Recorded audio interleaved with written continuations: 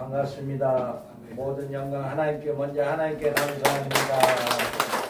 우리 하나님은요 우리 감정들을 너무너무 사랑하십니다. 예, 오늘 또 우리 장세대 목사님께서 목사님 배가 안 떠요. 그래가지고 우리 또 차 2대로 봉고차 2대로 왔는데 두 대 다 전화했습니다. 목사님들 좀 기도해 주시오. 우리 차 안 뜬다, 배 안 뜬답니다. 그래서 귀한 목사님들이 다 기도했어요. 하나님 은혜 가운데 제 시간에 다 뜨게 이렇게 만들었어요. 우리 하나님은 우리 밤종들을 굉장히 사랑하십니다. 지금까지도 사랑해 주시고 작년 같은 경우에도 그렇게 차가 쫙 밀려 있었는데도 마지막 한 대 우리 차가 통과해가지고 이 자리를 정시간에 도착할 수 있게끔 작년에도 그렇게 했었습니다. 우리 하나님은 늘 우리를 도와주시고 우리를 인도해 주신다.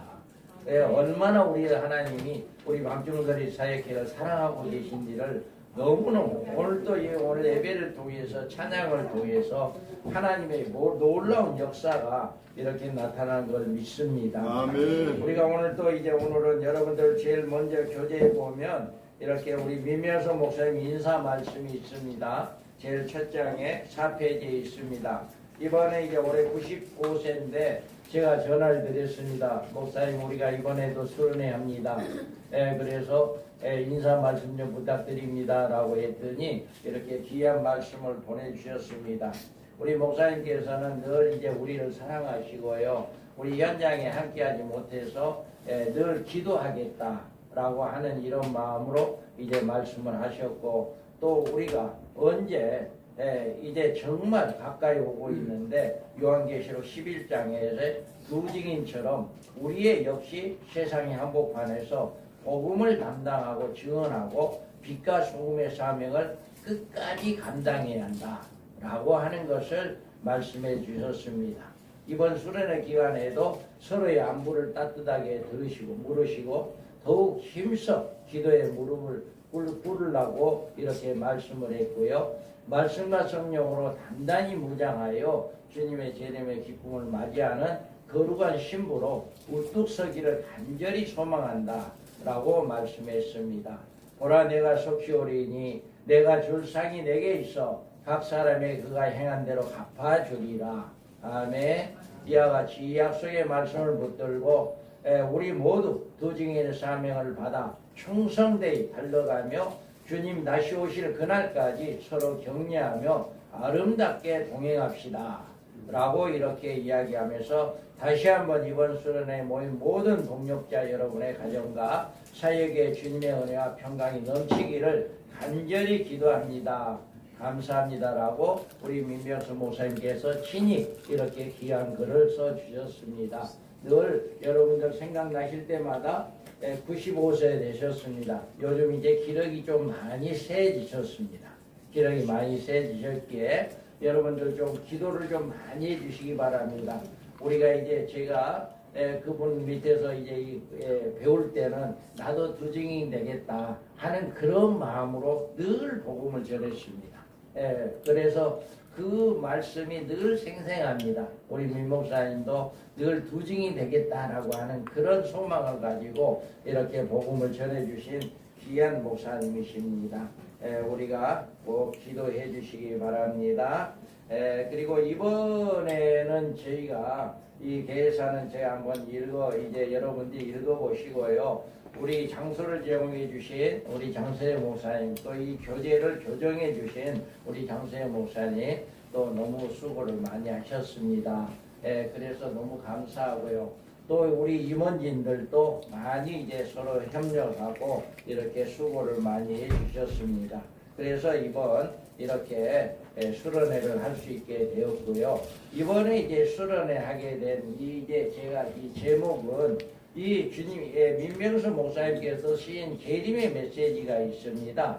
그런데 이 책이 완전히 절판되었습니다. 완전히 지금은 구할 수가 없습니다. 이건 어디서 구할 수가 없고 이걸 또 어디서 또 새로 출판할 수도 없습니다. 그래가지고 이번 계기로 이게 절판됐는데 우리 호남교회 우리 귀한 목사님들만이라도 이것을 소개하고 이 강의안을 만들어서 이걸 통해 가지고 우리가 더 깊이 알아봐야겠다. 더 깊이 깨달아야겠다. 우리가 한 달에 한 번씩 모인 것은 우리가 이제 그 강의안 교재 가지고 모이는 거기 때문에 이거는 우리는 더 이제 거기에서만 이렇게 하는 거고, 항상 수련회가 되면 어떤 한 테마를 정해서 그걸 완전히 이렇게 마치는 그건데, 올해는 이게 이제 제가 1장에서 6장까지만 했고요. 다음에 시간이 이제 그렇게 안 되니까 다음 내년도에 또 이제 이어가지고 해서 어쨌든 이 책을 다시 한번 이제 강의안으로서 다시 한번 이렇게 출판해서 우리가 쉽게 배우는 요한계시록은 새로 우리가 출판을 했기 때문에 우리 이제 호남지에도 있고 여기도 있습니다. 그래 여기에서 이제 저 책은 이제 구매하시면 되니까, 그래서 쉽게 배우는 요한계시록은 이제 성도들을 위한 책이라고 한다면 이 재림 메시지는 주의 종들을 위한 책이다. 그래서 이 말씀을 가지고 우리가 먼저 깨닫고 이 말씀을 통해서 성도들을 잘 가르치는 이런 역사가 일어나야 하는데 이 귀한 책이 없단 말입니다. 그래서 이번부터 이렇게 하기로 했습니다. 그래서 부족하지만 여러분들 참고하시고요. 그래 금년에는 우리가 60권만 출판을 했습니다. 그래 여기 참여하신 분은 다 한 권씩을 드릴 수 있습니다. 그래서 이제 나중에 또 만약에 책이 필요하다 한다면 우리 임원진들하고 또 의논해서 또 다른 방법으로 하는 방법으로 또 한번 생각을 해보겠습니다. 그리고 오늘 이제 제 1강이 1강의로 15쪽이 되겠습니다. 15쪽 계시록 1장 1절에서 3절 말씀입니다. 우리가 여기에서 보면 이제 주의 종들의 사명과 책임이다. 예수님의 재림에 대한 소식은 그리스도인들에게 가장 긴급하고도 중요한 메시지입니다. 만약에 하나님의 종이 이 메시지를 등한히 하게 되면 악한 종이란 책망을 듣게 되며, 주님은 이들에 대해서 엄히 때리고 예식하는 자들의 받을 유래 처할이란 말에 경종을 주고 있습니다. 여기에서 보면 한번 우리가 말씀을 한번 읽어보겠습니다. 시작.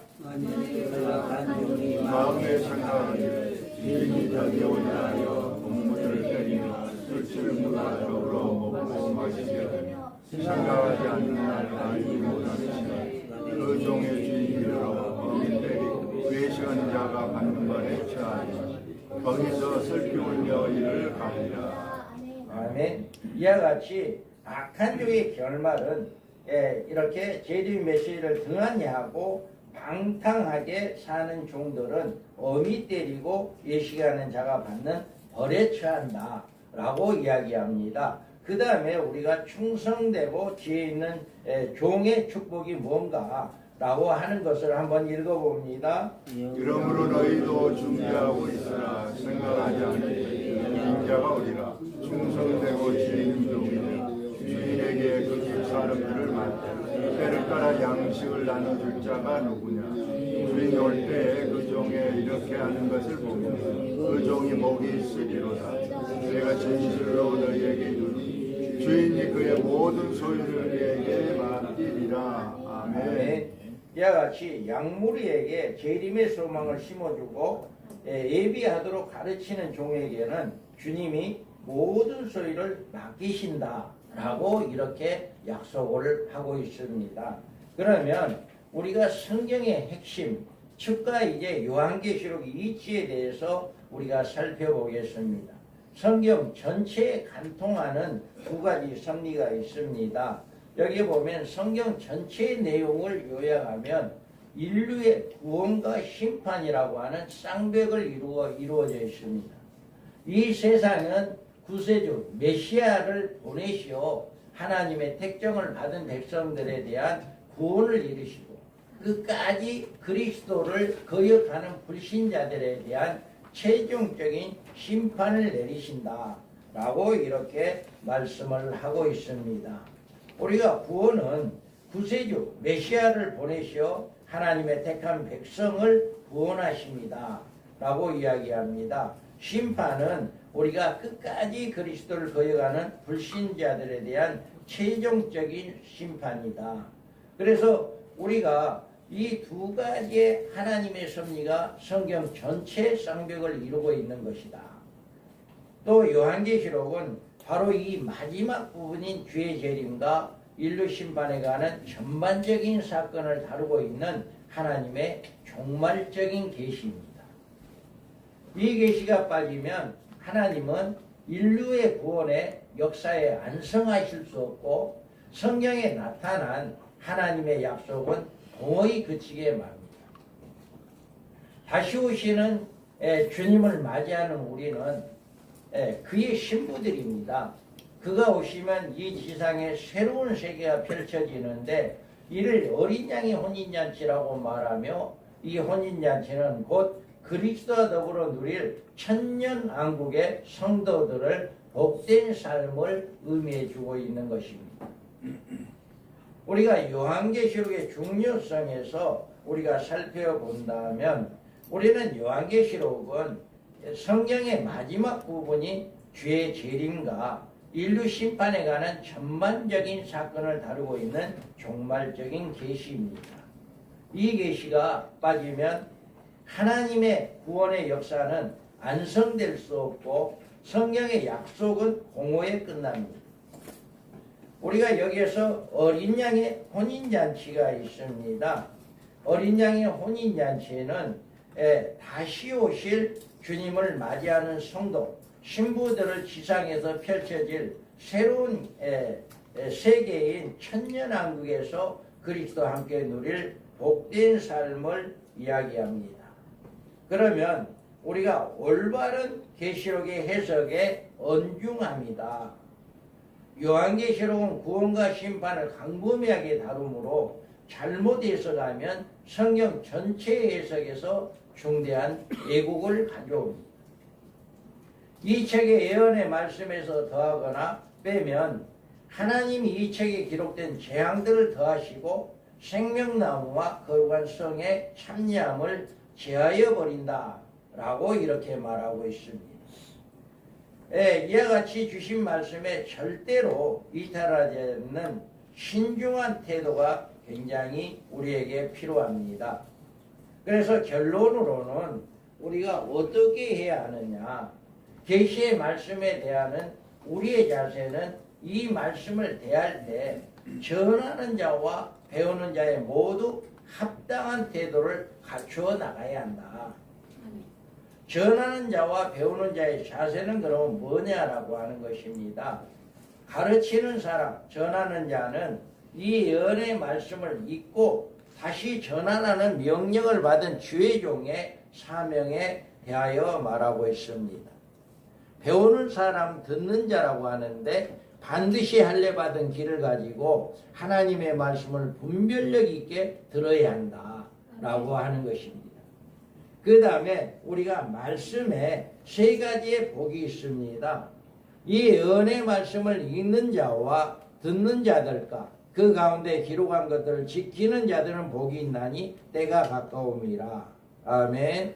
이와 같이 그리스도인들의 신부로서의 우리는 결단을 해야 한다.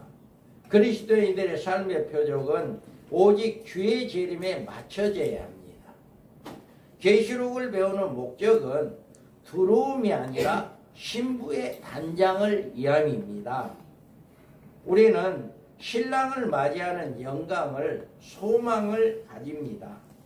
그래서 기도할 때마다 간절한 심령으로 주님의 날을 손꼽아 기다리고 아멘 주 예수의 오시옵소서 이렇게 간절한 심령으로 그날에 손꼽히고 기다리는 그리스도의 신부들이 되어야 한다라고 하는 것을 잘 이야기해 주고 있습니다.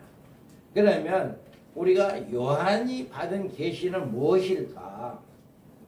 요한계시록은 사도 요한이 반모섬에서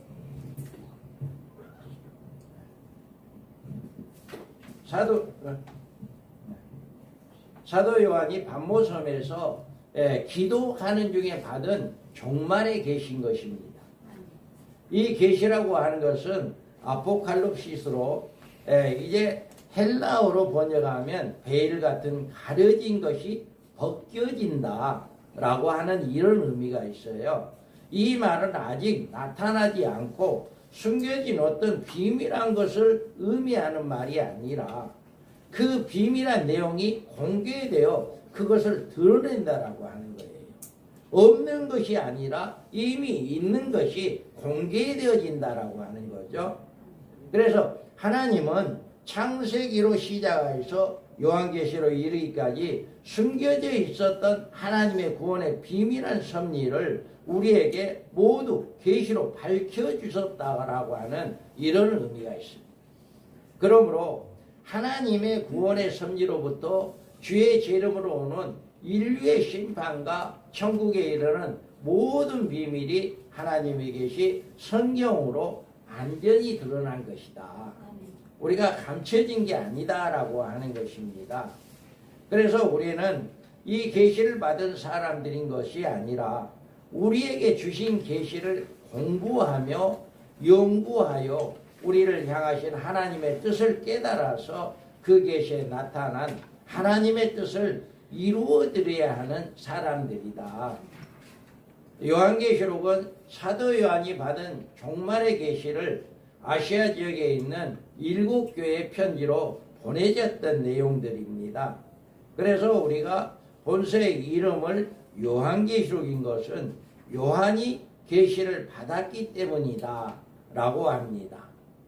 옛날 번역 성경에는 묵시록이란 이름으로 불러지기도 했고, 성경대로 표현한다면 본문 서두에 있는 그대로 예수 그리스도의 계시인 것이다. 그래서 요한이 이 계시를 반모섬에서 받았다라고 이야기합니다. 나 요한은 너희 형제요 예수의 한란과 나라와 참음에 동참하는 자라. 하나님의 말씀과 예수의 증언하였으므로 말미암아 반모라 하는 섬에 있었더니 이렇게 말하고 있습니다. 이와 같이 요한은 로마의 도미티안 황제의 통치 말년에 주 95년경에 하나님의 말씀과 예수 그리스도의 증거로 인하여서 반모란 섬에 유배를 당하고 있었던 것입니다. 이 섬은 반모스란 이름의 섬으로 밀레도에서 남서쪽으로 약 65km 지점에 위치한 소아시아 해안의 작은 섬으로 요한이 유배될 당시에는 로마 제국의 유배지로 사용해 오다가 1947년 이후로 지금 그리스도의 소유로 영토가 되었다라고 이야기합니다. 우리가 요한은 이 계시를 이곳에서 주의 날에 받았다라고 이야기합니다. 많은 성경학자들이 이 계시록을 기록된 연대에 대해서 주 97년이나 98년경으로 이렇게 주장을 하고 있습니다. 자, 우리가 세 가지도 받아들여지고 있는 요한계시록이다. 우리가 많은 사람들이 요한계시록을 난해한 책이다. 또 그리고 요한계시록에 전하는 일은 위험 부담을 안게 된다라고 이렇게 말들을 하고 있습니다. 그래서 심지어는 요한계시록을 덮어두는 목회자들도 있고 요한계시록을 고의적으로 기피하는 분들도 많이 있습니다. 많은 목회자들이 요한계시록을 설교하는 일은 어렵다고 말하고 요한계시록은 아직 인봉된 책인 것처럼 생각하고 나머지 요한계시록의 해석하는 일에 대하여 위험하다는 생각을 떨치지 못하고 있는 것입니다. 그 이유를 보면 아직까지 알고 있고 들어온 요한계시록의 고정관념에서 벗어나지 못하고 있는 것입니다. 요한계시록은 내가 연구하거나 공부하여서 전한 것이 아니고 기존의 유명한 신학자들이나 목사님들에 의해서 해석해 놓은 것을 기초로 하는 가장 안전하다고 하는 생각들을 하고 있는 것입니다. 그런데 그 주석이나 해석이나 강해란 것이 목회자들의 마음에 흡족하리만큼 이해되는 것도 아니고 자신 있게 설교할 수 있는 성경적인 근거도 되지 못하고 있다라고 하는 것이 문제가 되고 있습니다. 그러므로 이들에게는 가장 안전한 목회 방법은 요한계시록만큼은 그대로 덮어두고 요한계시록을 손을 대도 5장 이상에 올라가지 않는 겨우 5장까지만 이야기하는 이런 정도다라고 이야기합니다. 또 다른 어떤 목회자들은 요한계시록은 종말적인 사건에 대한 두려운 것이기 때문에 교인들에게 두려움을 줄 필요가 없고 교회를 부흥시키려면 요한계시록에 관해 설교하지 말아야 한다라고 생각들을 가지고 있는 것입니다. 그래서 유명한 설교자들이나 성도수가 많은 큰 교회의 목사님들은 설교를 보면 요한계시록에 관한 메시지는 전혀 없습니다.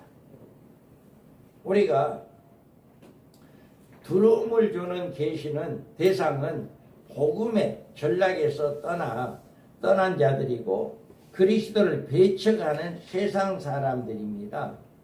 요한계시록이 그리스도인들에게 있어서는 무한한 소망을 안겨주는 기쁨의 소식이고 우리에게 신랑이신 예수 그리스도를 제 이름으로 알려주는 메시지가 그의 신부로서 가장 복된 소식이다. 신랑이 가장 기다린 건 신부가 가장 기다린 건 신랑이 언제 오느냐 이거잖아요. 그래서 가장 복된 것이다. 우리는 그래서 어떤 목회자는 요한계시록에 계시는 난제들을 기발하게 해석해서 성경에 계시는 범위를 뛰어넘는 새로운 해석 방법을 취하는 이런 경우도 있습니다. 이런 분들은 어려운 계시를 해석하려는 욕심에서 신비주의적인 방법을 취합니다. 이 방법에는 바르지 못한 기도의 응답이 따르기 때문에 이미 주신 계시에서 이탈하여서 전혀 새로운 계시로 등장하게 되는 것이다. 성경은 연구할 때 우리는 기도를 해야 하며 성령의 인도하심도 받아야 합니다. 그러나 이 같은 도우심이 어떤 확정적인 해답으로 오는 일, 즉 음성으로 오거나 문자로 확인시켜주는 방법을 바라고 그런 응답을 취하는 일은 대단히 위험한 일이다. 이 같은 방법의 응답은 해석인 것이 아니라 새로운 계시를 등장하기 때문에 모든 성경은 우리의 연구의 대상이다라고 하는 것입니다. 우리 여호와께서 행하시는 일들이 크시오니 이를 즐거워하는 자들에게 다 연구하도다. 아멘. 이렇게 말하고 있습니다. 우리가 여기서 연구란 말은 진실 그대로 규명하여 올바로 깨닫는 일이 바로 연구이다. 그래서 연구하는 하나님의 말씀이 엉뚱한 방향으로 비약해서는 안 된다라고 하는 것을 이렇게 잘 이야기를 해주고 있는 것입니다. 그래서 우리가 연구의 모든 해답은 성경에서 제시해주고 있기 때문에 성경을 연구하는 사람은 지혜롭고 성경에서 해답을 찾아야 합니다. 다른 데서 해답을 찾아서는 안 되고 성경에서 해답을 찾아야 합니다. 성경의 해석은 성경 안에서 지극히 상식적이고 보편적인 방법을 따라야 합니다. 이런 연구는 어떤 어려운 난제도 결국은 성경적으로 올바른 해석을 이끌어내게 되며 모든 사람들의 이해에 이르게 될 수 있습니다. 우리가 요한계시록에 이와 같이 기록된 인봉된 책이다 라고 이야기합니다. 요한계시록은 인봉된 책이 절대로 아닙니다. 사람들에 의해서 지금 인봉당하고 있을 뿐입니다. 하나님은 이 책을 인봉하고 이 안에 들어있는 재림의 메시지를 사장시켜서 그리스도의 신부로서 신랑의 재림을 소망을 무참히 짓밟고 세속생활을 물들게 하는 주의 종들을 엄히 때리고 예식하는 자들을 받는 벌에 처한다라고 경종을 주고 있습니다. 또 내게 말하되 이 두루마리 예언의 말씀을 임봉하지 말라. 때가 가까움이라. 아멘. 그러므로 많은 사람들은 다른 것을 제쳐놓고 이때 먼저 알려드려야 하는 것입니다. 우리의 신부단장에 마음을 두지 않고 때에 대해서도 비상한 관심을 가지고 그 연월 일시를 알려는 사람은 사탄의 함정에 빠져 요한계시록을 다른 복음으로 변질시켜 버린다라고 하는 것입니다. 우리가 주의 재림의 시기는 언제나 지금 우리가 살아가고 있는 이 시점으로 알고 신랑을 맞이할 준비를 해야 한다. 올해는 언제나 우리가 주님의 재림의 날을 알려고 하는 것이 아니라 오늘이라도 주님이 오신다라고 하는 이런 마음을 가지고 주님의 재림을 준비해야 한다. 다만 요한계시록에는 종말적인 시대적 진제에 대해서 자세히 계시해 주고 있기 때문에 우리는 요한계시록 공부하면서 이 모든 문제에 대하여서 이제 성경적인 해답을 얻어야 합니다. 우리는 분명히 밝혀주신 하나님이 계시어 어두운 자가 되어서는 안 되고 이미 개봉된 요한계시록을 다시 임봉하여서 성도들의 눈과 귀를 멀게 하는 일도 해서는 안 된다. 한번 읽어보겠습니다. 대저 여호와께서 깊이 잠들게 하는 영을 너희에게 보여주사 너희의 눈을 감기셨으니 그가 선지자들과 너희의 지도자인 선견자를 덮으셨음이라. 그러므로 모든 계시가 너희에게 공한 책의 말처럼 되었으니 그것을 그걸 아는 자에게 주며 이르기를 그대에게 청하노니 이를 읽으라 하면 그가 대답하기를 그것이 봉해졌으니 나는 못 읽겠노라 할 것이요 또 그 책을 글 모르는 자에게 주며 이르기를 그대에게 전하오니 이를 읽으라 하면 그가 대답하기를 나는 그를 모른다 할 것입니다. 아멘. 이와 같이 마땅히 주의 재림의 메시지를 양무리들에게 가르쳐야 할 하나님의 종들이 나는 무시하니 모르겠노라 핑계할 수 없다라고 하는 것입니다. 여러분들은 이 예언의 말씀을 읽고 듣고 지키는 자의 반열에 서서 주의 재림의 소망을 가지고 그 날을 위해서 준비하는 주님의 신부들이 될 수 있기를 주님의 이름으로 축복합니다. 아멘. 우리가 요한계시록을 그러면 어떻게 해석해야 할까? 어떻게 해석을 할까? 여기에 보면 요한계시록을 공부하는 일에 우리는 제일 먼저 명심해야 될 일이 있습니다. 그것은 요한계시록은 그 해석이 다양하기로 정평이 있는 성경이라는 사실입니다. 해석이 다양하다는 말은 해석의 방향이 여러 갈래로 갈라져 있다는 사실입니다. 주석을 찾아보거나 강해집을 읽어볼 때 같은 계시로 나온 성경 구절을 가지고 그처럼 다양하고 제각기 특색이 있는 성경 해석을 내리고 있는 것을 보게 되는데 과연 어떤 주석을 취하며 어떤 강해로 참고를 해야 할지 갈피를 잡지 못하는 이런 경우가 많이 있습니다. 그러면 요한계시록 해석을 세 가지 방법으로 할 수 있습니다. 요한계시록은 신학적으로 그 해석의 방향을 세 가지로 잡고 있는데 하나가 영적 해석 방법이고 다음에 과거적 해석 방법이고 세 번째 역사적 해석 방법이 있습니다. 여기서 영적 해석 방법이 그럼 뭐냐? 요한계시록에 게시된 내용을 실제적인 사건으로 보는 것이 아니라 영적인 견지에서 보는 것이다.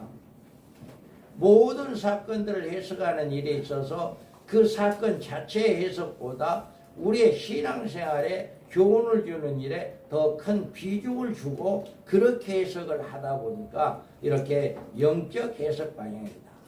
때로는 상징적으로 해석하기도 하고 때로는 비유적으로 또는 어떤 때는 우화적으로 해석하기도 하는 것입니다. 이렇게 영적인 해석으로는 하나님의 말씀의 진정한 의미를 사라져버리게 되고 요한계시록에 우리에게 교훈을 해주는 의미와 전혀 배치되기 때문에 이 같은 해석 방법은 온당한 방법이 아니다라고 하는 것입니다. 그러면 과거적 해석 방법이 있습니다. 요한계시록을 해석하는 데 있어서 종말적인 사건으로 보는 것이 아니라 과거에 이미 성취된 사건으로 단정해버리는 신학적 견해가 있는데 이런 해석 방법이 과거적 해석 방법이다. 이 같은 해석에서는 과거란 로마의 역대 황제들에 의해서 기독교가 핍박을 가장 심하게 받았던 1세기경에 전후한 시대를 가리킨다. 그래서 지난 1세기경에 이미 성취된 사건들이 앞으로 주의 재림시까지 똑같이 재앙이나 환란의 모습으로 교회에 비춰질 때인데 이제 이런 경우에 요한계시록의 이루를 삼고 궁극적인 승리를 이루는 교훈으로 삼으라고 요한계시록을 주셨다라고 이렇게 말하고 있습니다. 그리고 역사적인 해석 방법이 있습니다. 역사적인 해석 방법이란 요한계시록을 해석하는 일에 있어서 요한계시록에 예언된 모든 계시를 인류의 역사적 무대에 의해서 성취될 역사적인 사건으로 해석하는 견해를 말합니다. 이 같은 해석은 보수적 신학자들이 즐겨 취하고 있는 해석인데 이 견해에도 같은 사건을 해석하는 일에 있어서 어느 신학자는 상징적으로 어떤 신학자는 실제적인 사건으로 해석하는 혼선이 나타나기도 합니다. 그래서 우리가 그 비중한 예로 종말론에 대두르는 천년설이 있는데요. 이 천년설에 있어서는 종말론 해석에 있어서 지각이 차이가 드러날 수밖에 없는 결정적인 원인은 신학자들에 의하여서 이미 오래전에 정립된 천년기설에 기인하고 있다는 사실을 우리는 간과해서는 안 됩니다. 우리는 이 천년기설에 관심을 가지고 이 천년기설을 무엇이며 이 천년기설이 왜 종말론의 해석에 혼잡하게 하여 왔는가에 대해서 우리는 여러 가지 천년기설 중에 과연 어떤 천년기설을 취해야 하고 그것을 어떻게 정립해야 하기를 바른 대한 올바른 해석을 얻어야 한다. 그래서 종말론을 강해하려면 누구를 이제 여기에서 누구든지 어느 건이건 한 가지의 천년설을 취해야 한다. 우리가 명심해 둬야 할 일은 어떤 천년기설을 취하느냐에 따라서 종말론 해석에 엄청난 파장을 일으킬 수 있다는 사실입니다.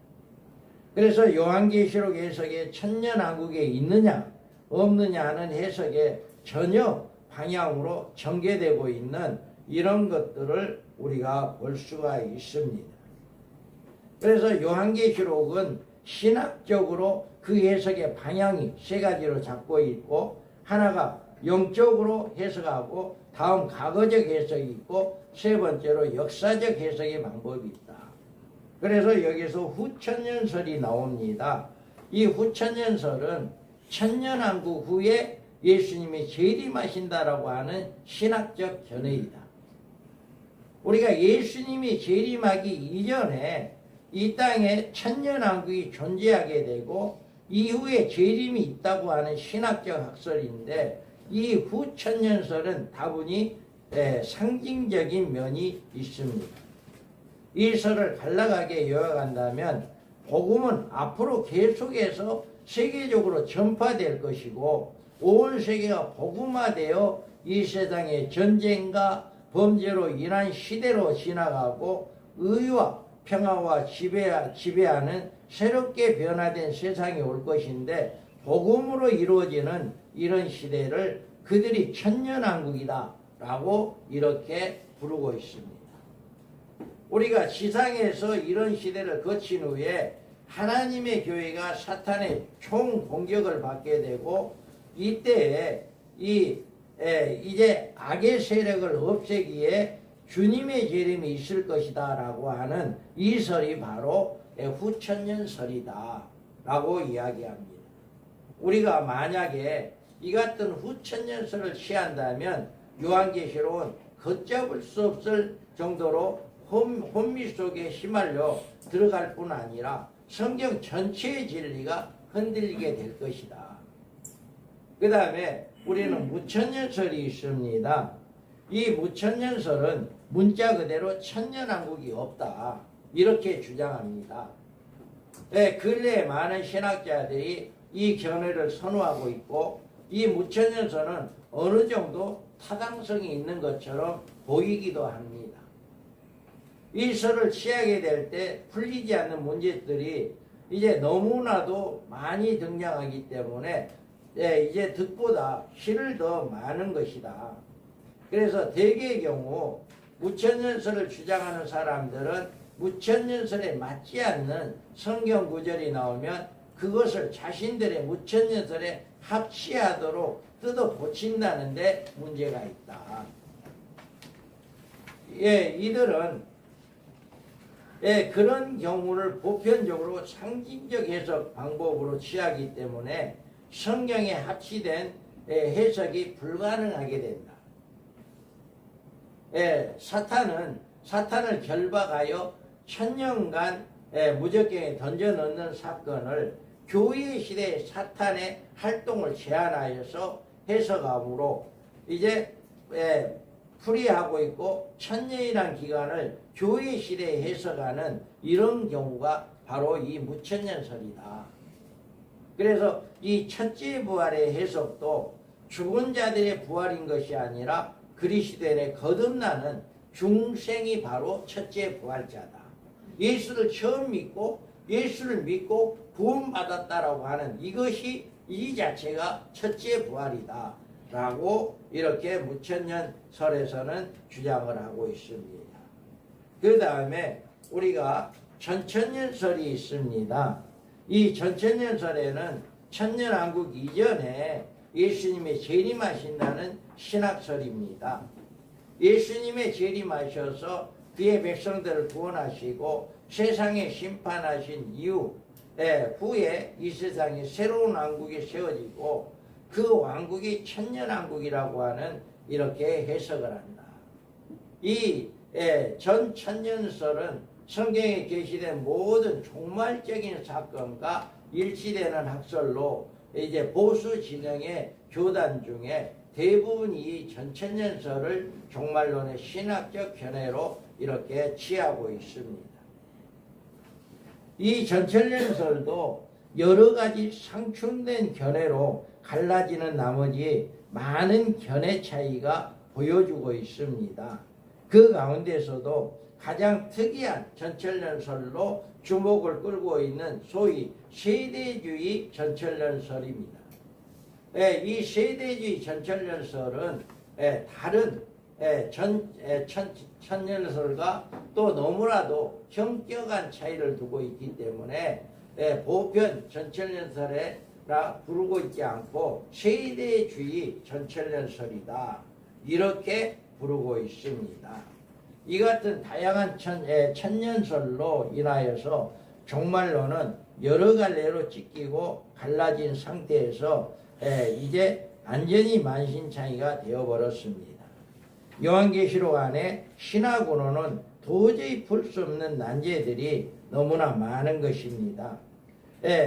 한번 우리가 보면 그 이마에 입맞은 14만 4천의 무리 또 두 증인 여기에 보면 14만 4천 무리가 나오고 또 두 증인이 나옵니다. 또 짐승이 나오고 흰말 또 첫째 부활 등 이 난제들의 문제에 대해서 이 중에 어느 한 가지라도 견해가 다르면 요한계시록의 전체의 내용이 뒤바뀌는 상황이 벌어지기 때문에 종말론에 이제 통일된 내용으로 정립이 되는 것이 거의 불가능하다. 이렇게 이야기합니다. 우리가 그렇다면